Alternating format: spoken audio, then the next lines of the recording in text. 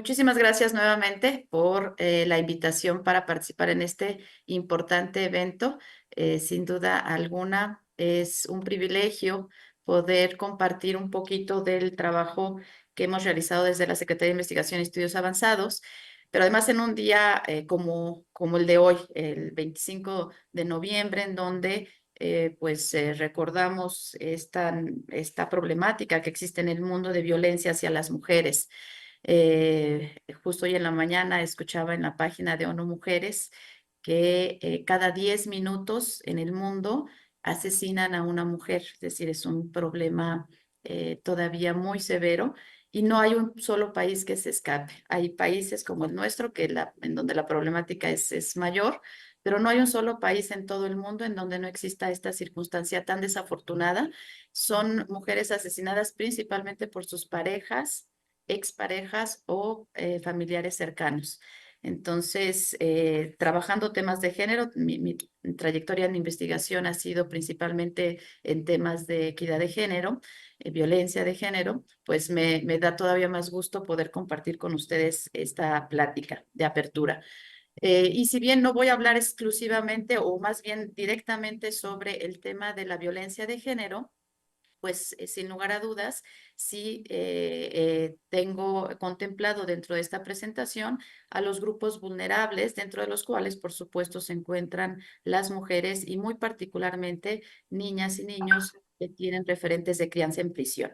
La presentación la he titulado así, la responsabilidad institucional frente a la vulnerabilidad, y muy particularmente les hablaré de la experiencia de la Cátedra de Investigación de Infancias con referentes de crianza en prisión. La presentación está dividida en dos grandes partes. En la primera les daré algunos antecedentes y contexto general, muy general, de la institucionalización de la ciencia en México y en la Universidad Autónoma del Estado de México, y cómo este tema de las comunidades científicas, de la investigación, tiene que ver o se debe vincular a los sectores más vulnerables de la sociedad, o se ha vinculado incluso en la historia de nuestro país y de nuestra universidad. Y en la segunda parte de la investigación les hablaré específicamente sobre la Cátedra de Investigación Niñas y Niños con Referentes de Crianza en Prisión, cómo ha ido avanzando y cuál es la experiencia positiva que hemos tenido de este ejercicio. Inicio con esta cita. Una de las premisas básicas de la ciencia es que la humanidad se beneficie de la generación de su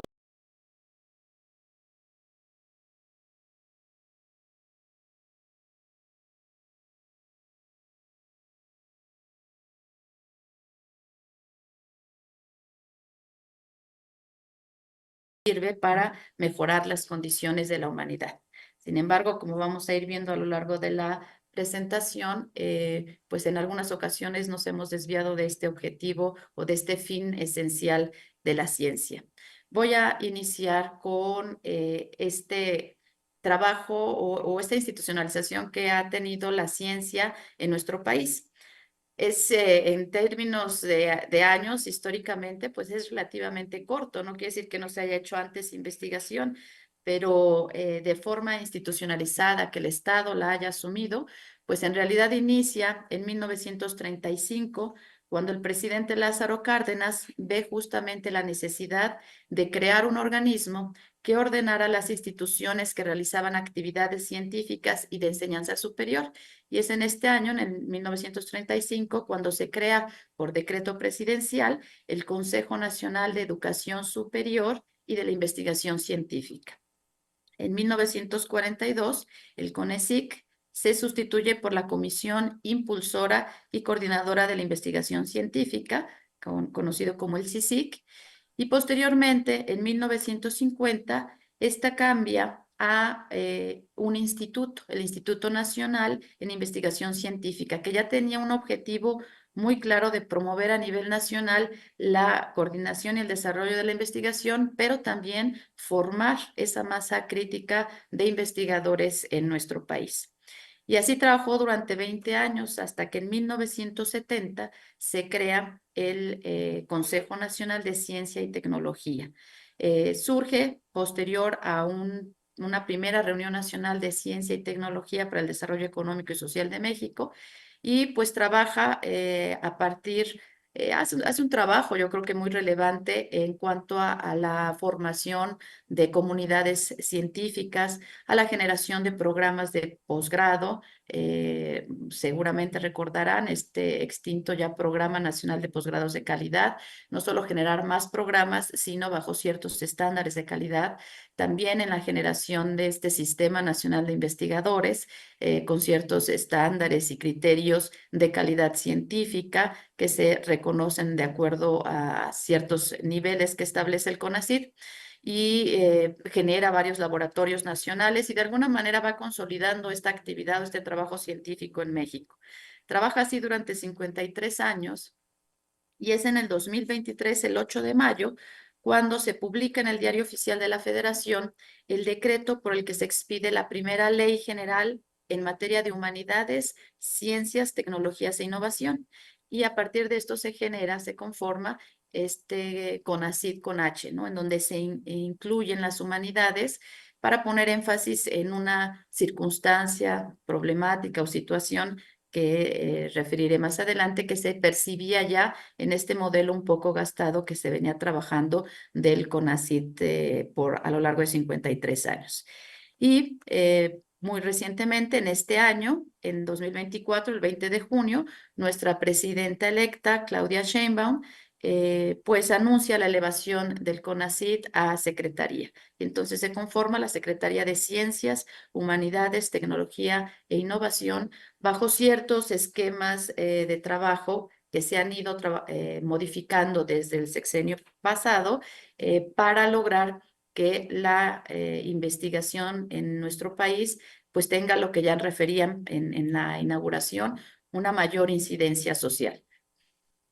Se dice que toda comunidad científica debe ser competitiva, pero también socialmente responsable y pertinente. Y para, con esta responsabilidad social y pertinencia, poder lograr contribuir en el tejido innovador de una región y en el progreso sostenido de la sociedad. Precisamente los cambios que brevemente les referí a lo largo de la historia de este Consejo Nacional de Ciencia, Humanidades, Tecnología, hoy día Secretaría, obedece a la circunstancia de no entender o no percibir este beneficio de la ciencia en el contexto social. Se dice que en las últimas décadas, y hay algunos estudios que así lo muestran, pues se ha evidenciado un desencanto con la capacidad de la ciencia para abordar los problemas reales de la sociedad. Incluso en algunos estudios refieren que más bien la sociedad identifica al ámbito científico como el que ha generado muchos de los problemas que tenemos hoy día en el mundo, ¿no? De contaminación, de, una serie de circunstancias que no han favorecido a la humanidad como se esperaba que fuera en el contexto de la ciencia. Entonces, pues ante esta circunstancia es que justamente el CONACYT fue modificando y generando algunos nuevos esquemas de trabajo. En el CONACYT con H, ya por ejemplo, se habla de algunos programas muy específicos para atender a estos grupos vulnerables, ¿no? La comunidad científica del país en la búsqueda de una mayor interlocución con otros actores sociales para la resolución de problemas prioritarios. Y en estos considerar a los grupos vulnerables de la población que históricamente han sido olvidados y por la misma razón presentan necesidades de atención más urgente. Y en este esquema es que surgen los llamados PRONACE, los proyectos nacionales estratégicos, o los PRONAI, los proyectos nacionales de investigación e incidencia, que pretenden trabajar de manera conjunta, interinstitucional, sobre una problemática, una temática concreta, tratando de buscar una incidencia social más directa y más pertinente. Pero por otro lado, también este esquema en el que veníamos trabajando en el CONACYT, pues ha tenido fuertes críticas y no es un esquema exclusivo de México, es un esquema que se ha promovido en todo el mundo. Ya El autor Miedema lo refiere en su libro sobre ciencia abierta y argumenta que la ciencia ha fallado debido en gran medida a esta presión que existe de las métricas, de las publicaciones y el sistema de incentivos, lo que ha llevado a un ambiente entre investigadoras e investigadores hipercompetitivo e individualista, ¿no? En donde se ha creado una cierta desconexión con las necesidades sociales más urgentes. De tal manera que este esquema, si bien benefició para mejorar la calidad del trabajo científico en México a través de los programas que establecía el CONACYT, pues no aseguró o no aseguraba de alguna manera este equilibrio deseable entre la calidad o la excelencia académica o científica y la pertinencia social. Más bien parecía privilegiar la legitimación de la producción científica en un marco puramente académico, entre pares científicos, hacemos nuestros eventos, nos platicamos los hallazgos y no trasciende este ámbito de la academia. Se le ha criticado, se le ha denominado como el encapsulamiento de la ciencia, ¿no? No hay esa posibilidad de que esta información, estos nuevos hallazgos, nuevas innovaciones y tecnologías, pues logren trascender el ámbito académico y llegar a solucionar los problemas sociales más urgentes. A razón de todo esto es que se va modificando y va teniendo estas nuevas presentaciones a nivel federal, a nivel estado, el apoyo a la ciencia en nuestro país. Y evidentemente, pues estas modificaciones pues van permeando también a la cuestión institucional. En nuestra Universidad Autónoma del Estado de México, pues la formalización, digamos, o la institucionalización de la actividad científica como una actividad sustantiva de la universidad, pues también es bastante reciente. En 1977 teníamos la Coordinación General de Investigación Científica. Es en el periodo administrativo de 1981 a 1985, cuando se genera un marco jurídico para la actividad científica y que también beneficiara de alguna manera a los estudios de posgrado, pero es finalmente hasta el 2001-2005, en ese periodo administrativo, que se conforma la Secretaría de Investigación y Estudios Avanzados como una actividad sustantiva y con acciones muy concretas vinculadas a, pues, digamos, área reguladora a nivel federal, que era el CONACYT en ese momento. Y bajo ese mismo esquema es que los y las investigadoras de nuestra universidad pues van también consolidando áreas y líneas de investigación dentro de la propia institución. Pero bueno, en todo este contexto, inmersos en la tendencia nacional y global, internacional, pues se empieza a hablar insistentemente de la pertinencia social en la ciencia, de la necesidad de que trascienda esto el ámbito académico, de que el conocimiento, el nuevo conocimiento, la innovación sea abierta al público en general y que beneficie y que atienda las problemáticas más relevantes y de los sectores más vulnerables. Y entonces, cuando se habla de pertinencia social en la ciencia, normalmente hacemos referencia al grado de adecuación o compromiso que tiene respecto a las necesidades y demandas del contexto social en el que se desarrolla o se desenvuelve. Y esta característica, además, puede contribuir justamente a legitimar la ciencia ante la sociedad, a tratar de convencer a la sociedad de lo importante que es asignar recurso al desarrollo científico. A veces en un país con tantas carencias como México, pareciera que siempre hay problemas más urgentes y no tenemos tan claro que el dinero bien invertido en ciencia, tecnología e innovación y orientado hacia una pertinencia social, pues puede ayudar a resolver esos problemas tan urgentes de atender en nuestro propio contexto. En este sentido, entonces, en esta administración actual de la Universidad Autónoma del Estado de México, pues se ha intentado desde la Secretaría de Investigación y Estudios Avanzados lograr esa mayor incidencia social en la actividad investigativa.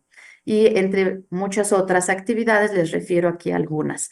hemos generado un índice de pertinencia social de la investigación y los estudios avanzados que nos permita identificar algunos criterios para medir tanto cualitativa como cuantitativamente qué tanto estamos efectivamente logrando trascender el ámbito académico y resolver problemáticas urgentes de nuestro entorno inmediato. A través de este índice, entonces, podemos medir diferentes acciones o actividades científicas y poder asegurarle al Estado que estamos contribuyendo con la resolución de estos problemas prioritarios. Por otro lado, también hemos generado algunos apoyos para fomentar la retribución social de los estudios avanzados. Es decir, que los proyectos de investigación que se realizan tanto en las especialidades como en maestrías y doctorados logren también incidir positivamente en la sociedad a través de sus trabajos de investigación. Y a quienes lo hacen de manera muy exitosa, pues los identificamos y les otorgamos un apoyo económico que es más significativo, pero que también nos va ayudando a cambiar un poco esta visión de la ciencia encapsulada y que no trascienda hacia el ámbito social. Y otro de los ejercicios que no es nuevo en el contexto científico, pero para la universidad sí es nuevo, son las cátedras de investigación. Y particularmente les hablaré de una de las cátedras de investigación, que es la de infancias con referentes de crianza en prisión. Y estas cátedras de investigación, tenemos tres hoy día que se han generado en este periodo administrativo, de la que les voy a referir, se generó, se inició, se conformó hace 3 años. Pero en términos generales, estas cátedras de investigación deben cumplir con tres requisitos. Primero, atender problemas que se consideran complejos, prioritarios y complejos de resolver, es decir, problemas que es difícil que desde una sola institución o desde una sola disciplina se les pueda dar respuesta favorable. Por otro lado, también tienen la característica estas cátedras de investigación de ser multidisciplinarias, por la misma razón de que están atendiendo problemas complejos y o de interinstitucionales. Esta en particular está conformada de origen con el Poder Judicial, por la naturaleza misma del tema o de la problemática que aborda, pero a lo largo del camino se han ido sumando muchas otras instancias de gobierno y de organizaciones sociales para poder, pues, atender desde todas las miradas el problema que atienden. Y finalmente, otra de las características que tienen estas cátedras de investigación, pues es la concurrencia de recursos. Sabemos todos que los recursos son limitados, entonces en la medida en que todos sumemos un poco de recursos, podemos tener mayores posibilidades de impacto o de proyectos de mayor alcance, ¿no? Entonces, en términos generales, todas estas acciones, más algunas otras que nos refiero acá, pues tienen la intención de buscar y lograr el bienestar común, ¿no?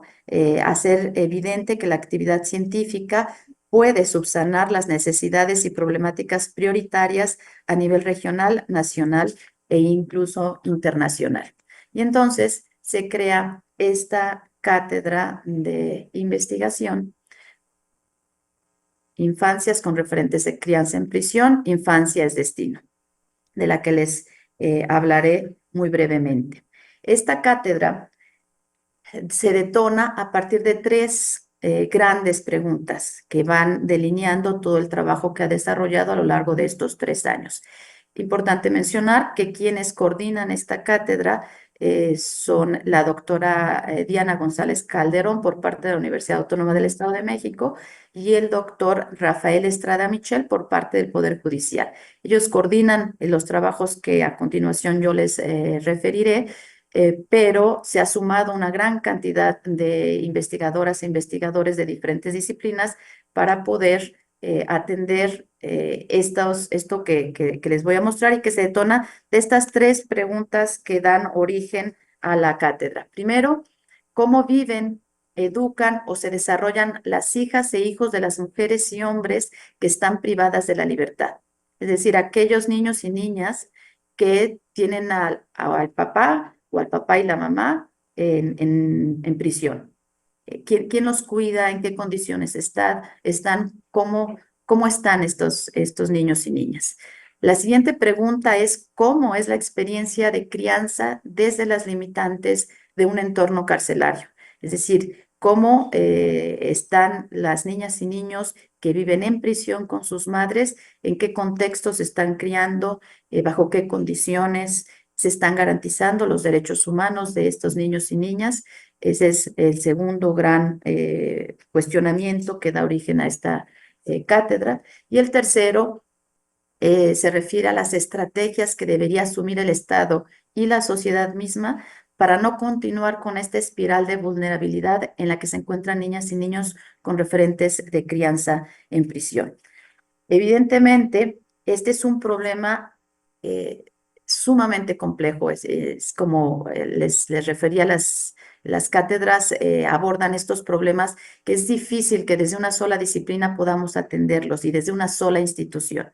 Entonces, a continuación les voy a poner un video muy corto. Espero que sí tenga audio. Tengo aquí con audio que nos va a ayudar un poquito a contextualizar cuál es la problemática que viven sobre todo las niñas y niños que se encuentran con sus madres en prisión. En nuestro país pueden estar desde que nacen hasta los 3 años y a los 3 años los niños salen del contexto de prisión con sus madres a ver quién los cuida, ¿no? Ahí hay todo otro contexto que vuelve a plantearse también desde la cátedra. Se los pongo y si no se escuchara agradecería que me lo indique.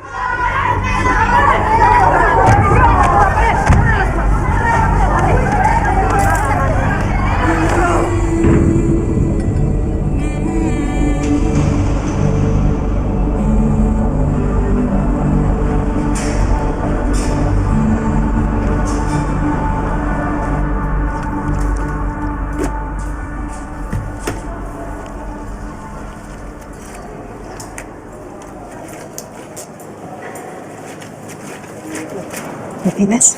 Simón.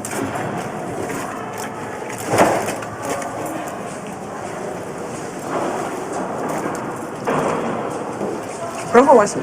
A mí me gusta más el rojo. Dame el otro, mano.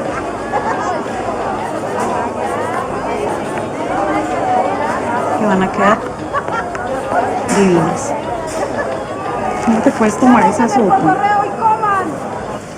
Hola chicas, venía a decirles que ahora con lo de mis cautivos voy a estar súper ocupada. Es por si quieren algo, niñitas o algo, me avisan con tiempo, ¿va? Va, niñas, bye.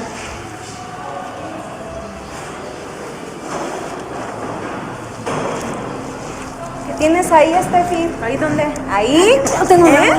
Es un regalo mío, ¿verdad? A ver, dámelo. ¡Suéltalo! ¿Estás bien? ¿Estás bien?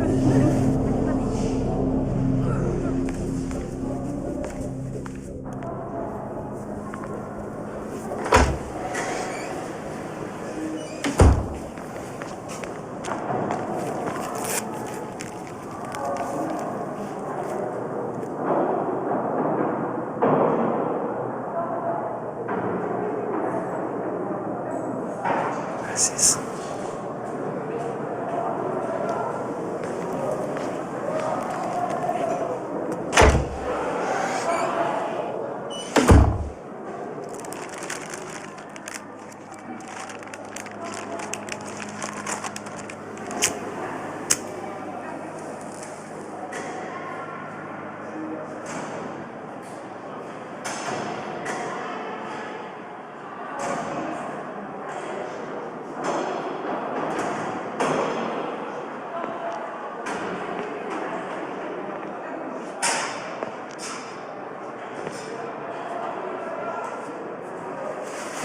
Papi, es tu cumpleaños.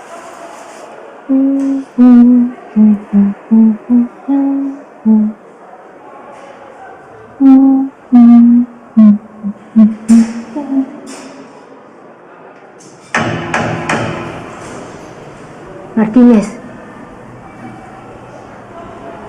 y es hora.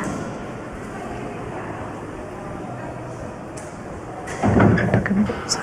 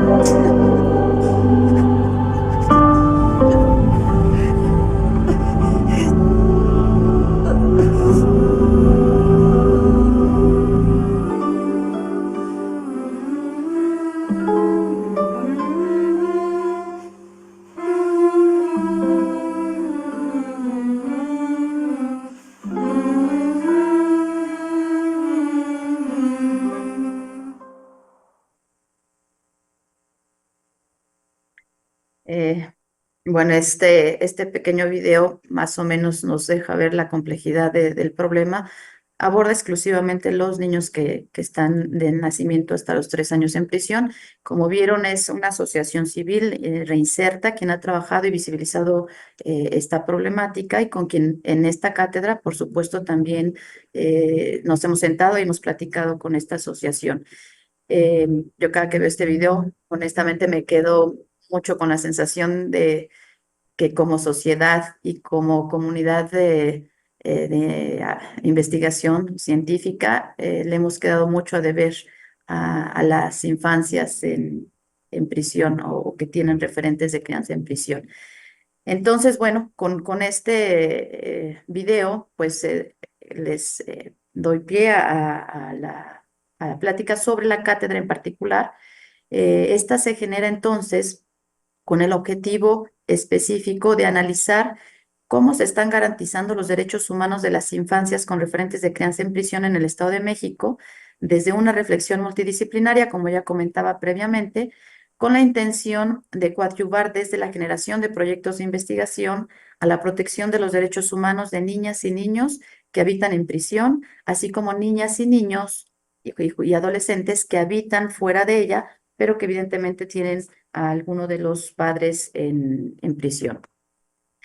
Este trabajo se ha realizado con mesas interinstitucionales y transdisciplinarias, en donde, por un lado, pues están toda la comunidad científica que se ha sumado a esta cátedra de investigación, junto con la mesa del Poder Judicial, que aporta información muy valiosa y sobre todo caminos de solución o alternativas de solución ante esta problemática.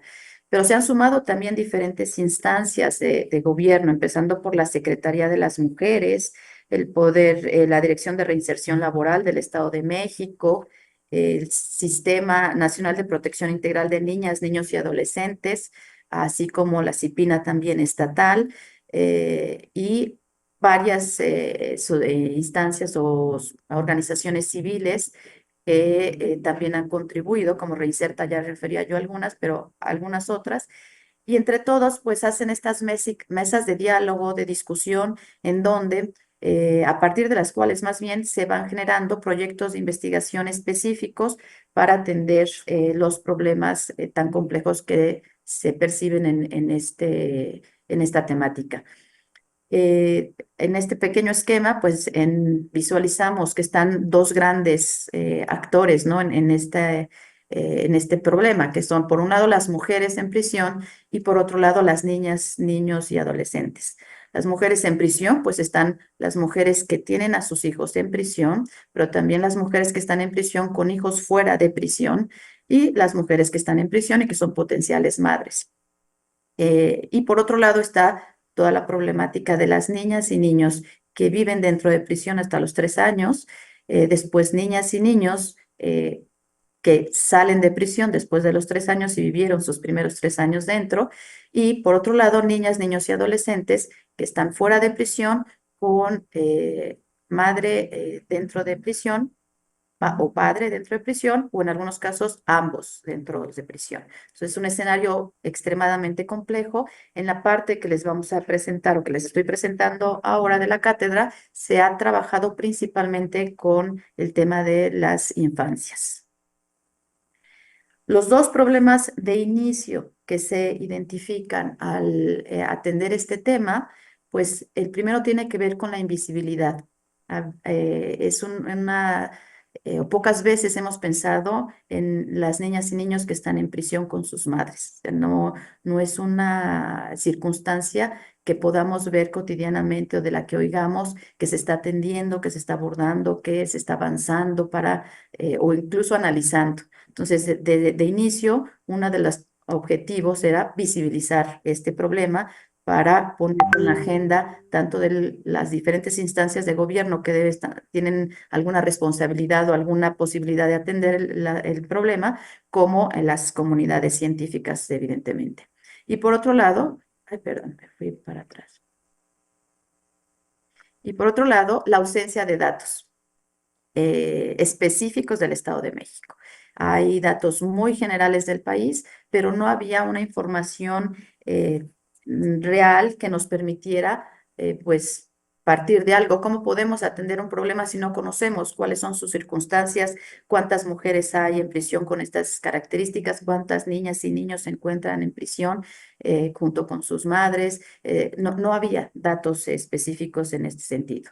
Y por esa razón es que se inicia la cátedra con diagnósticos estadísticos. El primero de ellos, ya publicado y evidentemente público, de acceso público, es este documento de maternidades e infancias con referentes de crianza en prisiones del Estado de México. Este primer diagnóstico estadístico da información muy valiosa para los primeros proyectos de investigación que se realizan, que voy a referir en algún momento. Pero este es uno de tres, son tres diagnósticos que están ya concluidos. Este es el único que está publicado, los otros dos están en proceso de publicación. El siguiente es de paternidades en el Centro Penitenciario de Reinserción Social Santiaguito en el Estado de México, también un diagnóstico estadístico. Y el tercero sobre personas adolescentes privadas de la libertad en el Centro de Internamiento Quinta del Bosque en el Estado de México. Ambos, estos dos últimos que referí, están concluidos y en proceso de publicación.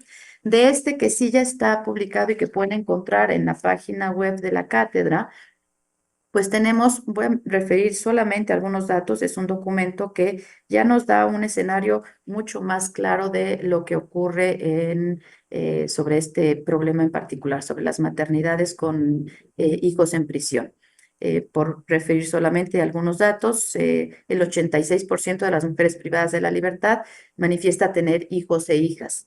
Y de ese 86 que están en prisión con hijos e hijas, también hay un 21% de ellas que tienen además al padre en prisión, o sea, que tienen a ambos padres dentro de prisión.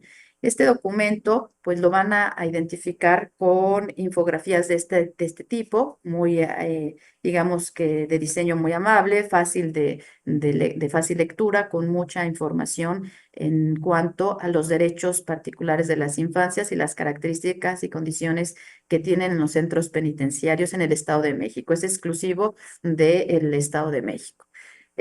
Por ejemplo, en esta infografía podemos resaltar que el 40% de las mujeres que están en prisión, sus niños las acompañan a las visitas conyugales, una situación que no pareciera la más deseable, ¿no? O sea, tienen a sus niñas en prisión con ellas, y cuando tienen visita conyugal no hay con quién dejar, no hay un espacio donde puedan dejar a los niños o niñas y tienen que ir con los chiquillos. Eh, También nos hace ver en este diagnóstico, por ejemplo, que a pesar de tener la posibilidad de que sus niños o niñas estén fuera de prisión con algún familiar, pues muchas de ellas no las pueden externar porque no tienen quien cuide a sus niños o niñas, o no existe esta red de apoyo para que los niños y niñas salgan en condiciones pues más o menos adecuadas. Y cuando externan a los niños y niñas, en la gran mayoría de los casos, quien cuida de ellos y ellas son los abuelos, principalmente. En otro tipo de esquemas como este, tenemos información que el 74% de las mujeres privadas de la libertad tienen a hijas o hijos viviendo fuera del centro, y 45% de sus hijos las visitan cada 15 días, ¿no? De forma cotidiana.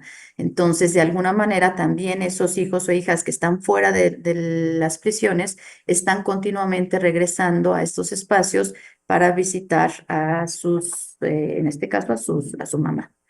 Y con todo lo que esto conlleva de conocer estos ambientes de violencia, con circunstancias pues no tan deseables de vida, ¿no? De crecimiento, de desarrollo.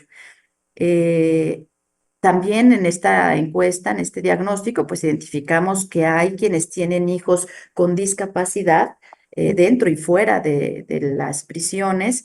Y en términos generales, curiosamente, en este contexto de la equidad de género, pues los cuidados, a pesar de ellas estar en prisión, siguen estando en gran medida atendidos por ellas. Es decir, ellas están al pendiente de lo que comen sus hijos e hijas, de cómo van en la escuela, de si se enfermaron o no, de sus cuestiones de salud. Entonces, aunque digamos con cierta distancia, pero siguen de alguna manera pendientes de los hijos que tienen fuera de prisión.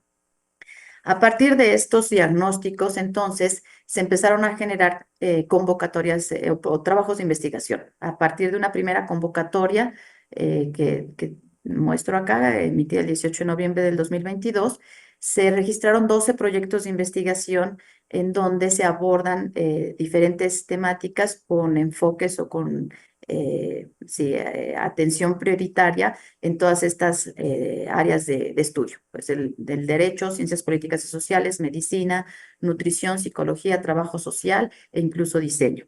Esto nos ayuda para ir profundizando todavía más en las problemáticas que tienen y las circunstancias que viven estas mujeres en prisión. Hay 2 convocatorias, ya está la segunda convocatoria con los 12 proyectos que se han desarrollado. Estos proyectos ya tienen unos primeros hallazgos, resultados muy interesantes a partir de coloquios y de mesas de trabajo, pues se han difundido, se han, digamos que consensado o platicado con todos los integrantes de la cátedra, pero también con la participación de todos los actores que de alguna manera pueden incidir en mejorar las condiciones o en dar respuesta a estas propuestas que se generan de los proyectos de investigación, como son derechos humanos, CIPINA y muchas otras instancias, Secretaría de Mujeres, muchas instancias que de alguna manera pueden incidir para ir mejorando las condiciones de las mujeres en condición en prisión. En este ejercicio de visibilización, pues evidentemente ha habido una serie de trabajos de divulgación, de difusión con conferencias, mostrando temas muy específicos de cada proyecto de investigación o bien presentación de estos diagnósticos que se han emitido, de los 3 diagnósticos, para poder visibilizar más en el contexto social y dentro de la comunidad académica esta problemática que se requiere atender. Incluso se han hecho estas exposiciones de carteles, de trabajos que ayudan a sensibilizar en el tema a través de narrativas visuales, narrativas gráficas, en donde estudiantes, se han sumado muchos estudiantes, tanto de licenciatura como de posgrado, para poder contribuir de alguna manera en mejorar las condiciones de niños y niñas que se encuentran en prisión o cuyos padres se encuentran en prisión.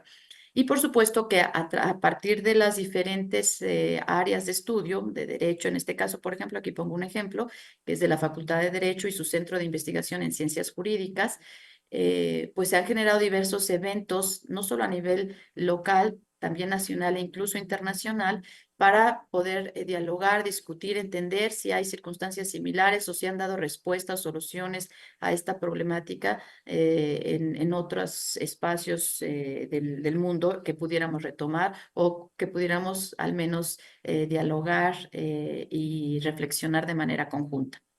Todo este ha sido un ejercicio de visibilización que tuvo, digamos, en su primer Congreso Internacional apenas hace unas semanas, una participación muy importante de diversos actores, no solo del Poder Judicial y de la universidad, sino de otras instancias del gobierno estatal, nacionales e incluso internacionales, participación de 50 mesas de ponentes en mesas de trabajo de diferentes partes del mundo y en donde pues se hicieron comentarios muy favorables. La titular de la plataforma de niñas, niños y adolescentes con padres en prisión, por ejemplo, que impulsa de manera muy importante una agenda para Latinoamérica en este sentido, pues señaló que no encuentra un referente en el continente de lo que se está haciendo y de lo que se ha logrado en esta cátedra, sobre todo en lo referente al papel que deben tener la academia y la comunidad científica en el tema y nos ha mencionado y los ha referido continuamente como un referente que se debe retomar en otras instancias. Por supuesto, tiene una página web en donde ustedes pueden identificar, ya he referido que toda esta información es de acceso abierto. Aquí pueden encontrar los diagnósticos, los coloquios, la información que va generando, los hallazgos que se van generando, pues están de manera pública en esta página de la propia cátedra. Y ya para ir finalizando, pues evidentemente que el ejercicio de las cátedras de investigación no es nuevo, como ya mencionaba al inicio. Estas cátedras, de hecho, inician justamente con la UNESCO, de donde surge este evento. Estas cátedras UNESCO que también pretenden trabajos multidisciplinarios, internacionales, y con una intención de atender problemas muy concretos o específicos de comunidades locales o internacionales. Bajo ese esquema es que se generan estas cátedras en nuestra universidad, que para nosotros sí son nuevas. Es en esta administración que se logran registrar 3 cátedras en diferente nivel de consolidación. He presentado esta que tiene un recorrido un poquito más largo, 3 años, y que además está buscando justamente su registro en la UNESCO como cátedra UNESCO. Ya están ingresados todos los documentos y esperemos muy pronto tener la posibilidad de que también sea reconocida por esta importante organización. Los ejercicios realizados en la cátedra son un ejemplo claro de lo que se pretende en cualquier institución de educación superior: tener espacios de diálogo, de análisis, de discusión y de reflexión crítica, y que todas estas acciones pues sumen para cumplir con lo que nos corresponde a las universidades, que es regresarle un poco a la sociedad lo mucho que nos da, sobre todo a las universidades públicas, ¿no? Y que nos convirtamos en lo que se nos ha dicho continuamente, que somos o debemos ser la conciencia de la sociedad, haciendo evidente problemáticas prioritarias de grupos vulnerables, pero sobre todo dando soluciones y alternativas, opciones de solución justamente a esos problemas. Los ejercicios que se han realizado en la cátedra, sin duda alguna, son un ejemplo, un muy buen ejemplo de estos espacios de diálogo, de análisis, de discusión y de reflexión crítica. A todas estas y todas estas acciones son sumamente necesarias y deseables en nuestras universidades para cumplir con el mandato de ser, perdón, estoy repitiendo.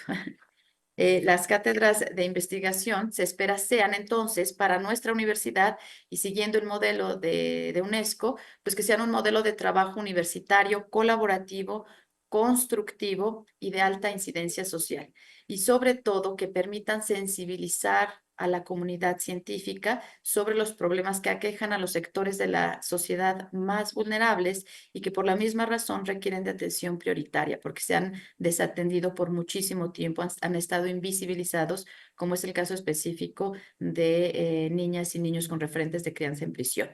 Es a muy grandes rasgos lo que les puedo platicar de esta cátedra de investigación que, como decía, tiene solamente 3 años de vida, pero con resultados ya muy, muy relevantes, y que esperamos que si logramos este registro con UNESCO, este reconocimiento de UNESCO, pues pueda trascender el tiempo y continuar trabajando y siendo un ejemplo para nuestra universidad y con suerte pues para otras.